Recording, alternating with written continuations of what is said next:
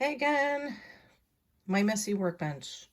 Uh, this is a quick video on how to get prepared for prepping work, whether you're working on plastics or resins.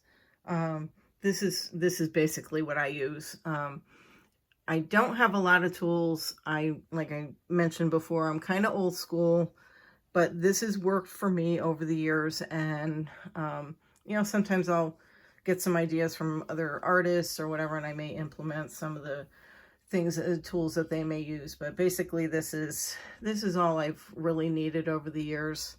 Um, so just quickly to go over, I have different sandpapers of varying grits. I have some sanding sponges. Another artist kind of turned me on to these, so I do use these, and they do have varying grits to them as well. You can see mine are kind of pretty well used. Some of them do need some replacing. These do last considerably longer than the sandpaper. They're just easier to handle too. I find at times.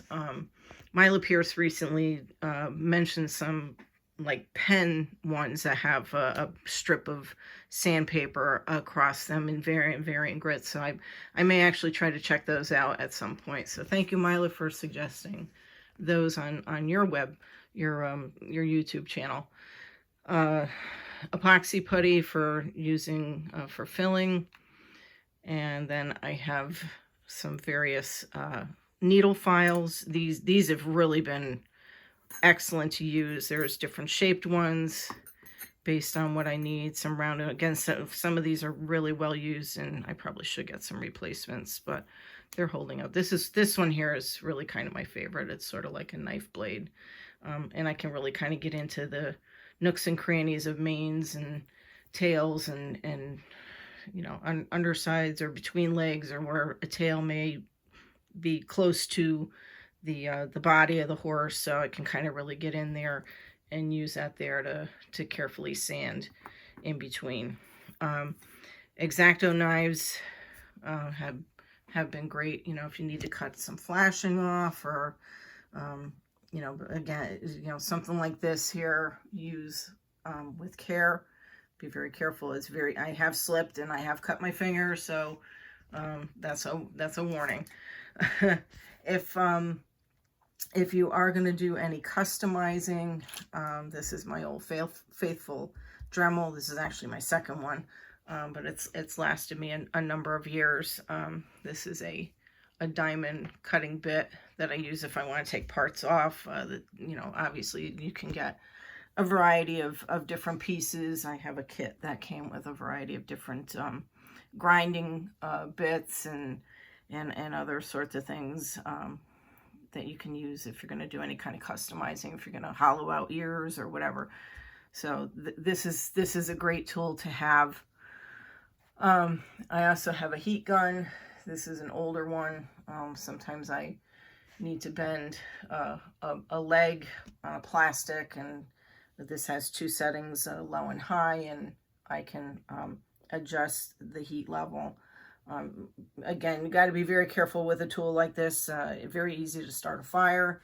If you lay it down, this end gets exceedingly hot.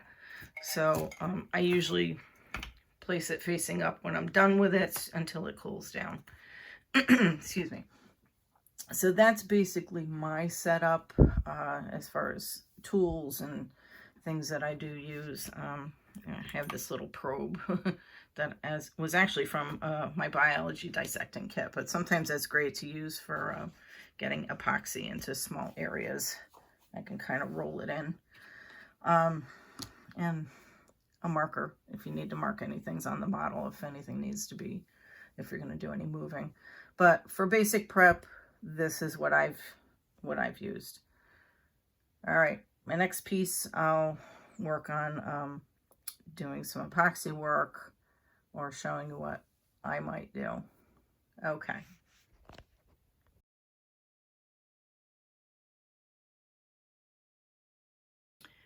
Quick insert on safety. When you're using a Dremel or any kind of grinding tool, do be very careful. parts can fly, plastic can fly. I have gotten plastic bits in my eyes. So I bought myself a face shield. I got this here at Harbor Freight. I'm sure most of the big box construction stores will have something similar to it. Dust masks are essential. You don't want this material getting into your lungs, especially the resins.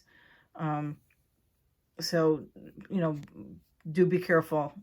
Some people have full respirators. I don't have one myself. I am looking into one for safety precautions, but I neglected to mention safety for doing prep work.